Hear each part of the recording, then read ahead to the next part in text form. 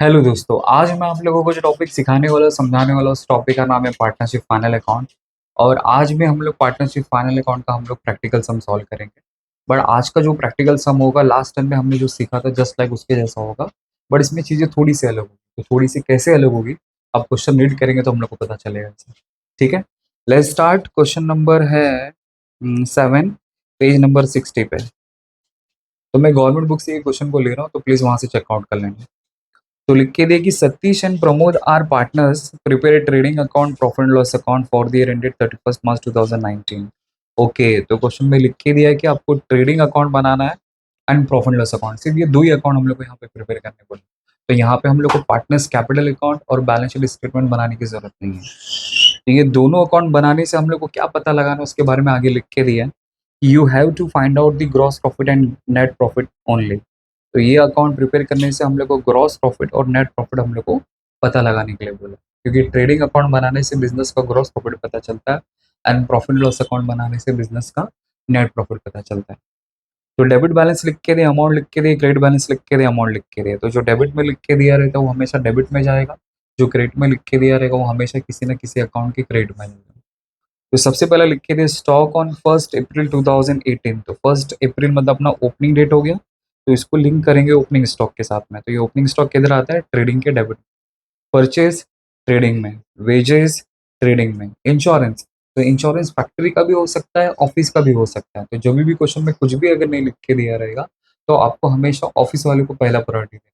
तो ऑफिस से रिलेटेड जो भी खर्चा रहेगा कहाँ पे आएगा? पीएनएल में, इसलिए प्रॉफिट लॉस अकाउंट के डेबिट में। अनप्रोडक्टिव वेजेस, अब ये ध्यान देना। तो अनप्रोडक्टिव वेजेस का मतलब होता है मतलब जो वेजेस होता है ना वो दो टाइप का होता है। एक होता है प्रोडक्टिव वेजेस और दूसरा होता है अनप्रोडक्टिव वेजेस। जो प्रोडक्टिव वेजेस रहता है वो जो फैक्ट्री से बिलोंग करता है, जो अनप्रोडक्टिव वेजेस रहता है वो ऑफिस को बिलोंग करता है। तो जो प्रोडक्टिव वेजेस अगर आपको क्वेश्चन में अगर लिख के दिया रहेगा तो फैक्ट्री को बिलोंग करेगा, इसलिए ट्रेडिंग के डेबिट में चले जाएगा। पर ये जो अनप्रोडक्टिव वेजेस है वो ऑफिस को बिलोंग करेगा, और ऑफिस से रिलेटेड जो भी खर्चा रहेगा कहाँ पे आएगा? पीएनएल के डेबिट में आ जाएगा, इसलिए पीएनएल के डेबिट में जाएगा। तो ये गलती मत करना कि इसको ट्रेडिंग में लिख देना, क्योंकि लोगों के जहन में ऐसा फिट हो चुका है वेजेस है मतलब ट्रेडिंग में जाएगा। सिर्फ वेजेस लिख के दिया है तो ट्रेडिंग में जाएगा, तो उसको अपन प्रोडक्टिव वेजेस कंसिडर करेंगे। बट अगर उसके आगे अनप्रोडक्टिव लिख के दिया रहेगा तो ऑफिस से रिलेटेड खर्चा हो जाएगा, इसलिए पीएनएल के डेबिट में आएगा। नेक्स्ट है वेयर हाउस रेंट। तो वेयर हाउस में हम लोग क्या करते हैं? गुड्स को स्टोर करके रखते हैं। क्यों स्टोर करके रखते हैं? क्योंकि अपन को गुड्स को सेल करने का। तो वो सेलिंग रिलेटेड एक्सपेंस हो गया, इसलिए पीएनएल के डेबिट में। क्योंकि पीएनएल में दो ही टाइप के खर्चे आते हैं, एक ऑफिस वाला और दूसरा सेलिंग वाला। इसलिए सेलिंग रिलेटेड एक्सपेंस है, इसलिए पीएनएल के डेबिट में आ जाएगा। नेक्स्ट है कैरेज आउटवर्ड। कैरेज आउटवर्ड को मतलब, कैरेज आउटवर्ड का मतलब होता है कि माल को बेचने का खर्चा, और जो बेचने का खर्चा रहेगा वो सेलिंग रिलेटेड एक्सपेंस हो जाएगा, और जो सेलिंग रिलेटेड एक्सपेंस रहेगा वो कहाँ पे आएगा? पीएनएल के डेबिट में आएगा। सेल्स रिटर्न ट्रेडिंग में। एक्सपोर्ट ड्यूटी, माल को बेचने के ऊपर आप लोग जो टैक्स पे कर रहे हो उसको बोलते हैं एक्सपोर्ट ड्यूटी। तो एक्सपोर्ट ड्यूटी मतलब मैं आउट ऑफ इंडिया के बाहर जाके मैं गुड्स को सेल कर रहा हूँ। तो जब आप लोग आउट ऑफ इंडिया में जाके गुड्स को सेल करोगे तो आपको उसके ऊपर ड्यूटी पे करना पड़ेगा। ड्यूटी का मतलब है टैक्स पे करना पड़ेगा।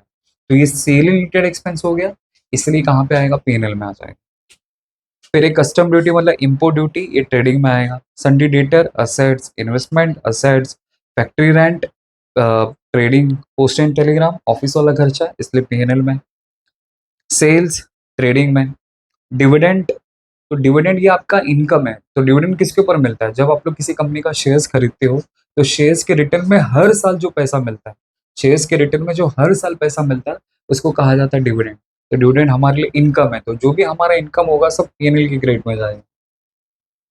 Purchase return trading, sundry creditors, liabilities, 10% bank loan. तो हमने बैंक से लोन लिया तो ये लाइबिलिटीज में जाएगा, बट उसके नीचे कुछ डेट वेट लिख के दिया तो उसके ऊपर डॉट मार लो।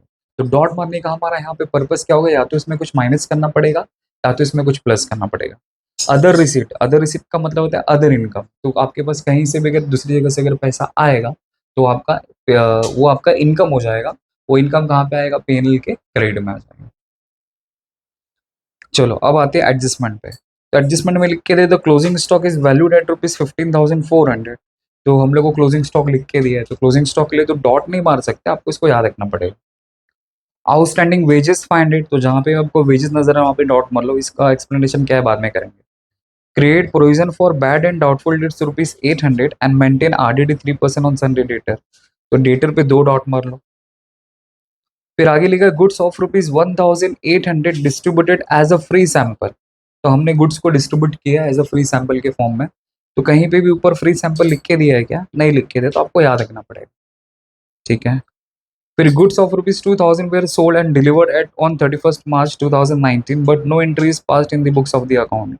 ओके, तो इसका मतलब क्या हुआ? गुड्स ऑफ ₹2000 were sold, तो हमने 2000 का गुड्स बेचा था और जिसकी डिलीवरी हमें 31st March 2019 को हो गई, but no entries pass in the books of account. But उसका रिकॉर्ड करना हम लोग उसको अपने बुक्स ऑफ अकाउंट में इसको रिकॉर्ड करना हम लोग भूल। तो ये कौन सा एडजस्टमेंट होगा? जिसको बोलेंगे अनरिकॉर्डेड सेल्स।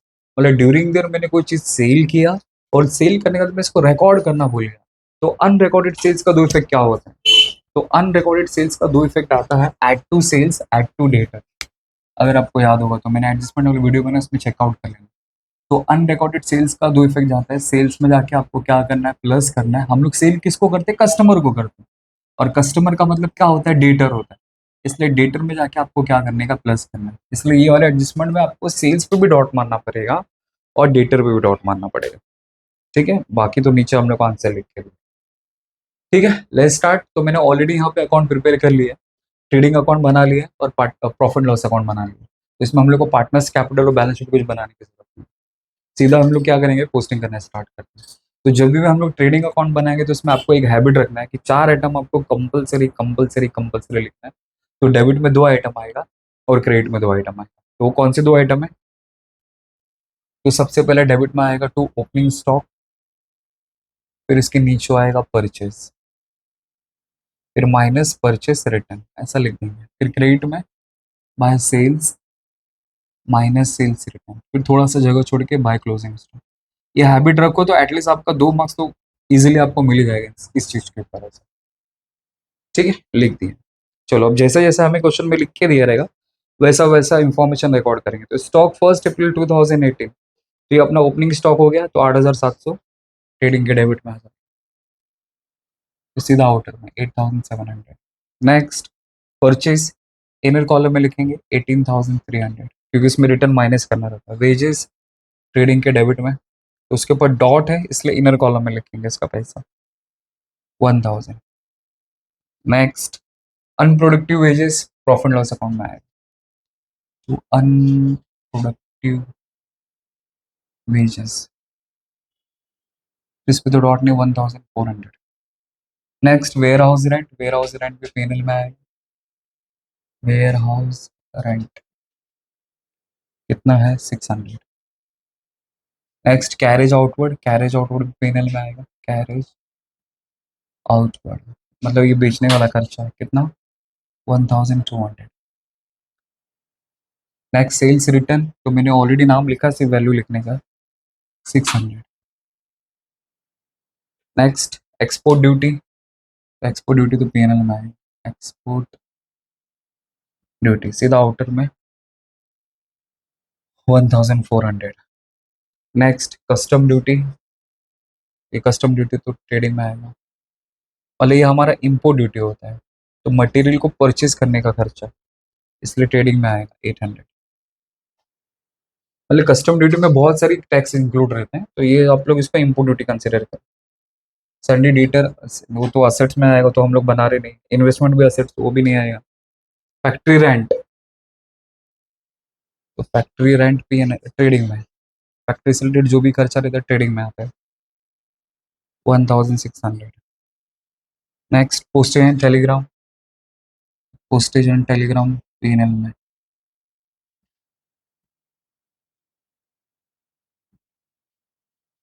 400। नेक्स्ट सेल्स, अब क्रेडिट में आ जाएंगे, तो इसको तो ऊपर इनर में लिखेंगे। डिविडेंड हमारा इनकम होता है, तो शेयर्स के रिटर्न में जो पैसा मिलता है वो डिविडेंड होता है, तो इनकम है हमारा। तो जितने भी आपके इनकम रहेंगे सबको पीएनएल के क्रेडिट में लिखना है। Purchase return 500। Sunday creditors liabilities में, ये तो नहीं आएगा। 10% बैंक लोन, ये भी लायबिलिटीज में नहीं आएगा। अदर रिसिप्ट मतलब other income, my other receipts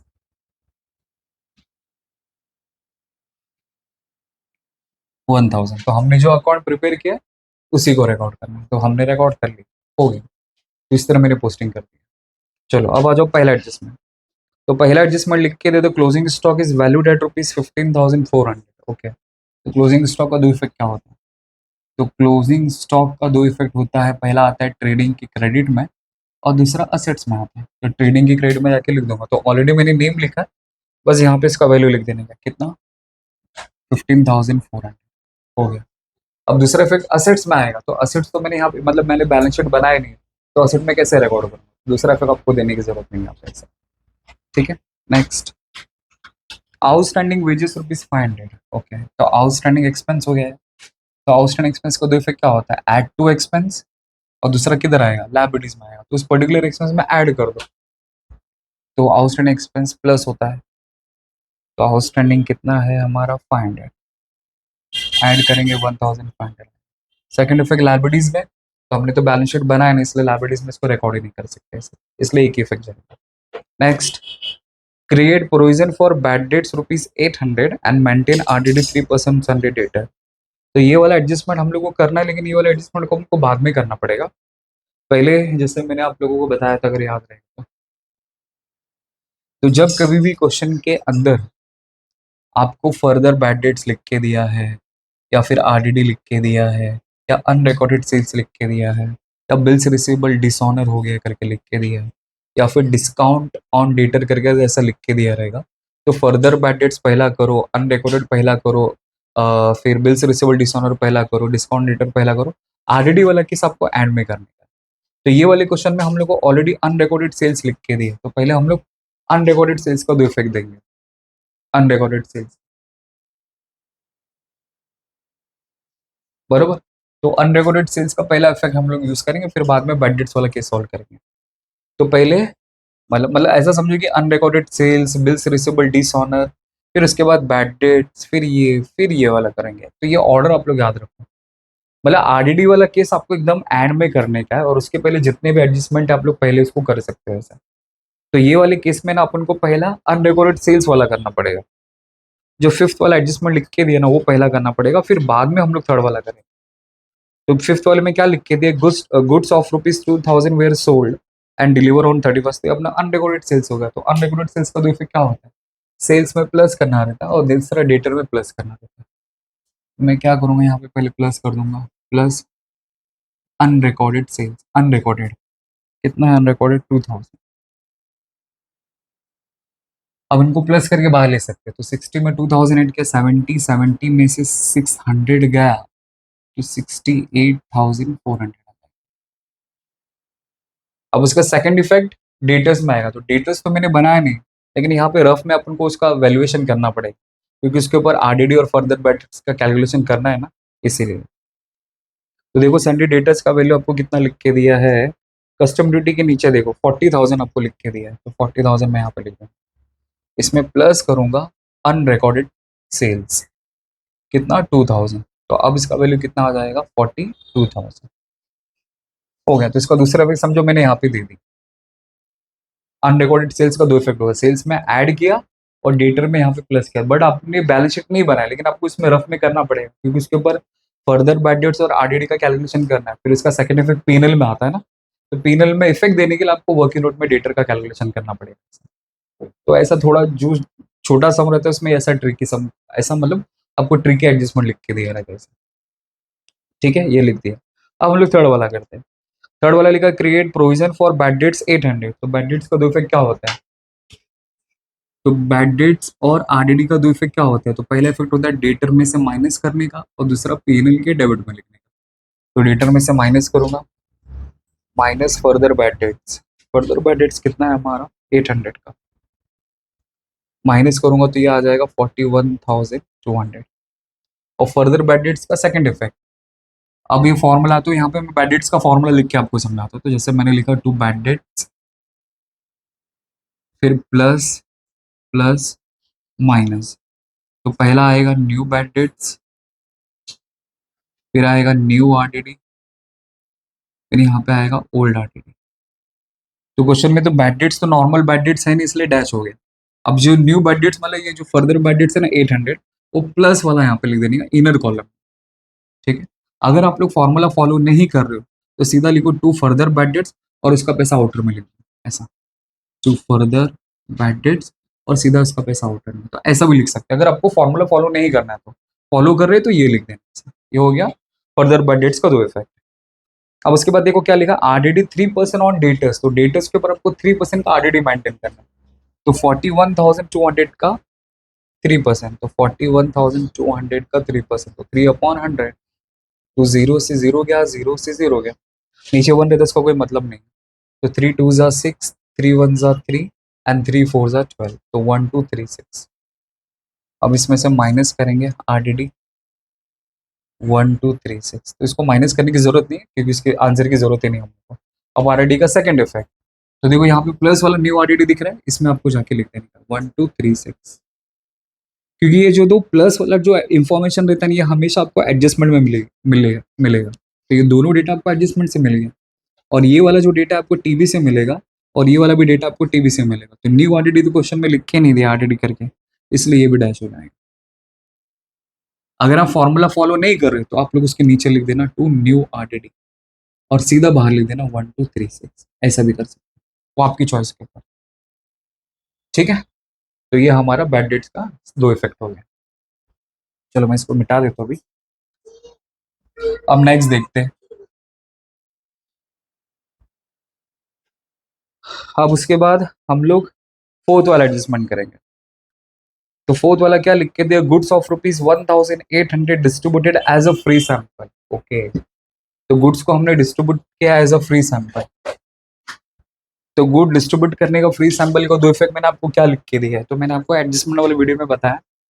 तो फ्री सैंपल, फ्री सैंपल, तो फ्री सैंपल का दो इफेक्ट, तो पहला इफेक्ट आता है ट्रेडिंग के क्रेडिट में, और दूसरा आता है पीएनएल के डेबिट में। तो ट्रेडिंग की क्रेडिट में क्लोजिंग स्टॉक के ऊपर, ये हमेशा थोड़ा नीचे लिखने का। तो बाय फ्री सैंपल, क्योंकि मैं फ्री में बांट रहा हूँ तो मेरे पास से गुड्स जा रहा है, तो कितने का गुड्स चला गया मेरे पास से 1,800, ये हो गया first effect. Second effect PNL के डेबिट में, यहाँ पे लिख देता हूँ, तो फ्री सैंपल, फ्री सैंपल कितना 1,800, हो गया दो इफेक्ट। क्योंकि जब मैं गुड्स को फ्री में बांटूंगा इसका मतलब मैं एडवर्टीजमेंट कर रहा हूँ, तो ये सेल रिलेटेड एक्सपेंस हो गया, इसलिए पीएनएल का डेबिट में आ गया। तो इस तरह मैंने सारे के सारे ऑलमोस्ट सारे एडजस्टमेंट हमने सॉल्व कर लिए। ठीक है, अब हिडन एडजस्टमेंट देखते हैं। हिडन एडजस्टमेंट एक ही अपने पास 10% बैंक लोन, तो सर वो तो लाइबिलिटीज में जाएगा, लेकिन उसका सेकंड इफेक्ट पीएनएल में आता है ना, इसलिए हम लोग को उसका इफेक्ट देना पड़ेगा। अब देखो, तो 10% बैंक लोन लिख के दिया ना, तो कितना लिख के दिया 8,000 इंटू 10%, मतलब 10/100। लोन हमने कब लिया, जुलाई में लिया, तो जुलाई से लेके मार्च कितना महीना होता है, 12 महीना होता है। कैसे होता है देखो, तो फर्स्ट जुलाई ना, तो जुलाई, अगस्त, सितंबर, अक्टूबर, नवंबर, दिसंबर, जैन, फेब, मार्च, काउंट करो, 1 2 3 4 5 6 7 8 9, तो 9/12, तो 3 3 ज़ा 9, 3 4 ज़ा 12, तो जीरो से जीरो गया, जीरो से जीरो गया, एंड 4 2 ज़ा 8, 200 को 3 से मल्टीप्लाई किया तो 600 है। ओके, तो बैंक लोन के ऊपर हम लोग को 600 का इंटरेस्ट पे करने का। तो इंटरेस्ट ऑन बैंक लोन का दो इफेक्ट क्या होता है, तो दो इफेक्ट होता है बैंक लोन में प्लस करने का, और दूसरा पीएनएल के डेबिट में आएगा क्योंकि अपने लिए खर्चा है। तो बैंक लोन में तो मैं ऐड नहीं कर सकता, फर्स्ट इफेक्ट दे ही नहीं सकता क्योंकि मैंने बैलेंस शीट ही नहीं बनाया, इसलिए मुझे सेकंड इफेक्ट देना पड़ेगा पीएनएल के डेबिट में। तो मैं यहाँ पे लिख दूंगा to interest on bank loan, कितना है आएगा, मैं निकाला 600, तो सीधा आउटर में 600, बस हो गया। तो ऑलमोस्ट मैंने यहाँ पे सारे एडजस्टमेंट को सॉल्व कर लिया, हिडन एडजस्टमेंट को भी छुपा कैसे। ठीक है, अब हम लोग क्या करेंगे, अकाउंट को क्लोज करेंगे। तो चेक करेंगे पहले ट्रेडिंग अकाउंट क्लोज करेंगे। तो ट्रेडिंग अकाउंट को क्लोज करने के पहले ये देख लेंगे सारे के सारे वैल्यू को हमने आउटर में लिए है कि नहीं, तो पहले इसको लेना पड़ेगा। तो ये आ जाएगा 17,800, बाकी सबको तो बाहर ले लो। ठीक है, अब इसको क्लोज करते हैं। तो 68,400 प्लस 1,800, सॉरी 1,800 प्लस 15,400, तो आता है 85,600। यहाँ पे भी आएगा 85,600। अभी इसमें से ये सबको माइनस करता हूँ, तो minus 8,700 minus 17,800 minus 1,500 minus 800 minus 1,600। तो आते हैं 55,200, 55,200, लेकिन 56,200 आ रहा है। ये तो माइनस कुछ तो मिस्टेक किया है क्या मैंने, एक मिनट।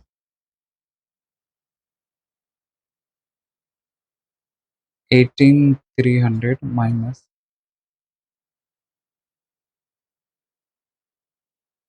500, ये देखना पड़ेगा। 70,000, सॉरी ये 69 आएगा। 69,400, 60 मतलब 70,000 माइनस 600, हाँ 69,400, तो ये आ जाएगा 86,600। ओके, तो फिर ये हमारा डिफरेंस आ जाता है एग्जैक्टली, आता है 56,200। तो ये आ जाएगा टू ग्रॉस प्रॉफिट। डेबिट में डिफरेंस है, अगर वही क्रेडिट में डिफरेंस आता है ग्रॉस का। अब ये जो ग्रॉस प्रॉफिट है, ये पीएनएल के क्रेडिट में टॉप पे आना चाहिए, हमने स्पेस छोड़ा नहीं, मैं यहाँ पे नीचे लेता हूँ। बाय ग्रॉस प्रॉफिट कितना, 56,200। चलो हो गया। अब इस अकाउंट को क्लोज करते हैं, तो पहले इसको मिटा देता हूँ।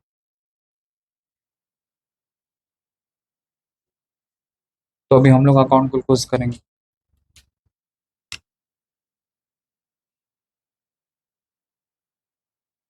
तो कौन सा साइड ज्यादा है पहले वो देख लेते हैं, डेबिट साइड ज्यादा है कि क्रेडिट साइड ज्यादा है। तो देख के तो क्रेडिट साइड ही ज्यादा लग रहा है, तो जो साइड ज्यादा रहेगा वो दोनों तरफ लिखेंगे। तो 56, 57, 59,200। तो 59,200 यहाँ पे लिखा, 59,200 यहाँ पे लिखा। अब इसमें से ये डेबिट वाला जितना भी सबको माइनस कर देंगे। सॉरी, ये बैड डेट्स को तो मैंने सबको प्लस नहीं किया। तो ये आ जाएगा 18,000, 2036, ये तो दोनों ऐड होएगा। 1800, 800, हाँ सही। चलो अब इसमें से माइनस करते हैं पहले, तो फटफट प्लस किया 40, 1000, 2000, 1800, 1200, 2, 2036, 600, 400, 1400, ये सबको माइनस किया तो 49,764 आ रहा है। ओके, बट आंसर क्या है देख लेते हैं एक बार। आंसर है 48,964। तो डिफरेंस कितने का हो गया, इसमें से इसको माइनस किया 800। तो हमने कोई 800 रिकॉर्ड नहीं किया है क्या, 800 ट्रायल बैलेंस में। हाँ इंश्योरेंस शायद हमने रिकॉर्ड नहीं किया, तो इंश्योरेंस मैं यहाँ पे रिकॉर्ड कर देता हूँ। तो इंश्योरेंस 800, बस।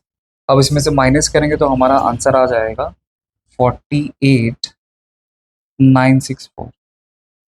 तो ये जो डिफरेंस आएगा ये हमारा हो जाएगा नेट प्रॉफिट। बस हो गया। इस तरह हम लोग को ऐसे टाइप के सम को सॉल्व करना। ठीक है, आई होप आपको समझा रहे। Thank you so much.